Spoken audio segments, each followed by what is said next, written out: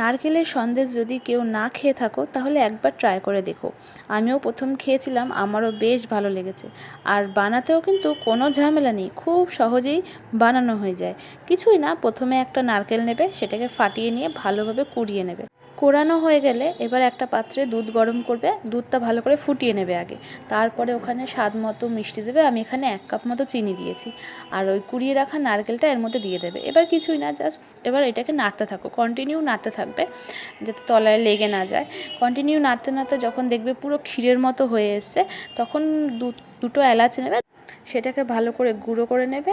এবার গুঁড়ো করে নিয়ে যখন এই ক্ষীরটা মানে সন্দেশটা পুরোপুরি রেডি হয়ে যাবে, বুঝতেই পারবে পুরো একদম আঠা হয়ে যাবে, তখন গ্যাস বন্ধ করে ওই এলাচের গুঁড়োটা মিশিয়ে দেবে।